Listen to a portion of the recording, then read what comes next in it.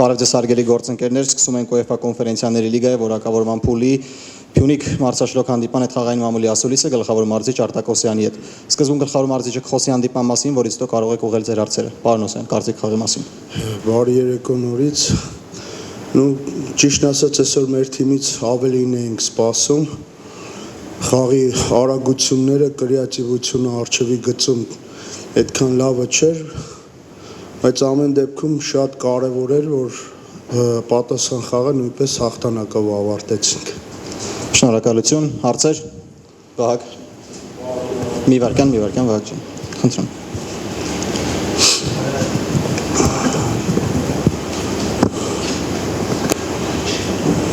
Վահագն Ամիրջանյան, խաղի ռիթմի պակասը ձեր կարծիքով ֆիզիկական պատրաստության հետ էր կապված, թե ամեն դեպքում անցած խաղի հաշիվը իրեն ասում էր ու ֆուտբոլիստները այդքան էլ այսպես ասած շատ մեծ ջանքեր չէին դնում։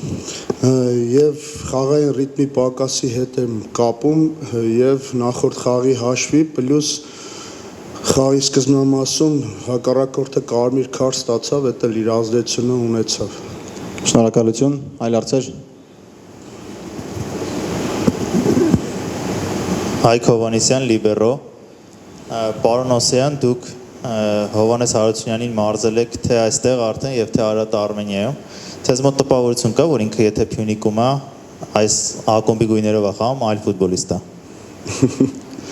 Չէ, ինքը միշտ էլ նույն լավ ֆուտբոլիստն է, ուրիշ հարց է, թե ոնց են իրան ուրիշտեղ օգտագործում, համենայն դեպս մենք գոհ ենք, որ Հովիկը մեր թիմում է ու մենք սպասում ենք, որ ինքը պետքա հետ գա իր իսկական բարձր մակարդակին։ Շնորհակալություն, այլ հարցեր, Արման։ Պարոն Օսյան, շնորհավորում եմ հաջորդ փուլի ուղեգրի կապակցությամբ։ Հարցս վերաբերում է կենտրոնական պաշտպաններից Կայնուր Գյոսին, որը ձախլիկ է, ինչ հույսեր եք կապում նրա հետ, եւ Փյունիկը ուներ նաեւ ֆուտբոլիստ ՊԿՄ-ում Մարկ Ավետիսյանը, որը նոա տեղափոխվեց, ևս ձախլիկ կենտրոնական, արդյոք դուք ցանկություն ունեիք, որ նա վերադառնար Փյունիկ, թե ոչ։ Անկեղծ կլինեմ, ոչ։ Մենք Մարկին առաջարկեցինք վարձավճարի տարբերակ, բայց նա չհամաձայնվեց։ Ինչ վերաբերում է Նիկոսին, խաղեր կլինեն, ինչպես այս դիմակայությունում էր, որ նա օգուտ է տալի թիմում։ Մեր թիմը բավական լավ մրցակցություն ունի, համենայն դեպս պաշտպանական գծում, այնպես որ ուժեղին այդ պահին օգտագործելու ենք։ Այլ հարցեր։ Հայկ։ Պարոն Օսյան, հասկանալի է, որ ավելի հարմար է պատասխան խաղը տանը անցկացնել, բայց հիմա Դեբրեցենի հետ առաջին խաղը լինելու է Հունգարիայում, եթե չեմ սխալվում։ Ստացվում է գնում եք դուրս, գալիս եք տուն, հետո էլի պետք է գնաք, էլի վերադառնաք։ Այդ գրաֆիկը ձեզ համար որքանով է հարմար։ Ճիշտն ասած, եթե ճանապարհը հեշտ լինի, նորմալ եմ համարում, բայց քանի որ մենք դժվարությամբ ենք հասնում մեր հակառակորդի քաղաք, այսպես ասեմ, դա բարդություններ է ստեղծում։ Այլ հարցեր։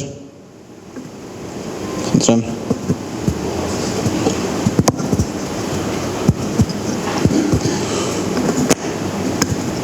Գագիկ Եղազարյան, ունենալով այդքան առավելություն հաշվի մեջ տարածքում խաղային,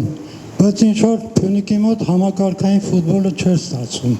Առավել ևս կարգապահությունը խաղային անգամ բարձրության վրա չէր։ Ձեր կարծիքով ի՞նչն է դրա պատճառը։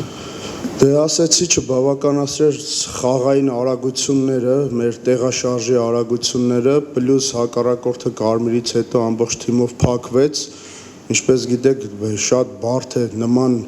քանակության, մեծ քանակության պաշտպանություն ճեղքելը, այդտեղ պետք է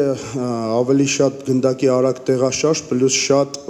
անհատական կրեատիվ գործողություններ, որը նույնպես չբավականացրեց այսօր։ Շնորհակալություն, այլ հարցեր։ Արման։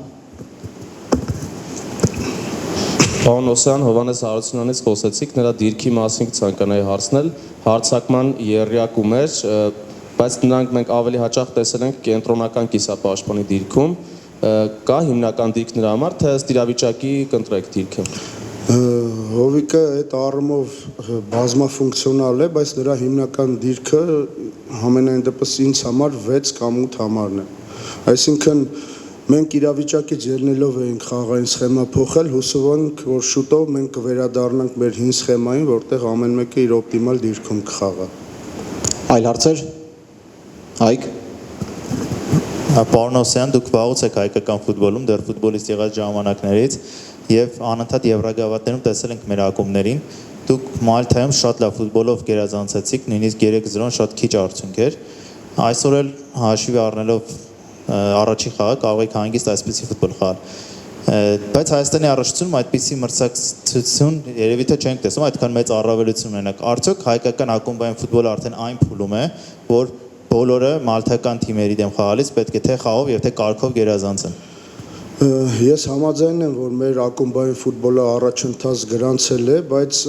կոնկրետ մալթական ֆուտբոլի մասին խոսելը երևի սխալ կլինի այդպես ասել, որովհետև պետք է գնահատել առանձին թիմերին իրենց ներուժով վերցրած։ Համենայն դեպս այս թիմը ես իզուր չէի նշում, որ այնտեղ հաղթանակը այդպիսի ձևով դա ավելի շատ մեր վաստակներ, քան թե հակառակորդի թույլ լինելը։ Ինչու այսօր նրանք ցուցադրեցին, ես կարող եմ գովեստի խոսքեր ասել մեր հակառակորդին, որը անմնացորդ նվիրումով խաղաց, ու կարող եմ ասել նույնիսկ մոտեցումներ ունեցան 10 հոգով մեր դարպասին։ Շնորհակալություն, այլ հարցեր, Արման։ Պարոն Օսյան, կցանկանայի ձեր կարծիքը լսել ավելի ընդհանրական թեմայի շուրջ, քանի որ թե ձեզնից, թե տարբեր մարզիչներից հայկական ակումբների լսել ենք, որ թիմը ֆունկցիոնալ լավագույն վիճակում չէ, որովհետև մրցաշրջանը նոր է սկսվում։ Ժամանակին մենք խաղում էինք առաջությունում Գարուն Աշուն մրցակարգով, հետո փոխվեց։ Ըստ ձեզ մրցակարգը եթե փոխվի, այդպես հայկական ակումբները ավելի լավ կներկայանան Եվրագավաթներին։ Այո, իմ կարծիքով ավելի լավ կներկայանան Եվրոգավաթներում, պլյուս մենք չունենք ենթակառուցվածքներ այդ ձմեռային հատվածը անցկացնելու, դրա համար իմ համենայն դեպս իմ անձնական կարծիքով ավելի նպատակահարմար կլինի, որ Գարուն Աշուն լինի մեր առայժմ։ Այլ հարցեր։ Շնորհակալություն, պարոն Օսյան։ Շնորհակալ։ Շնորհակալություն։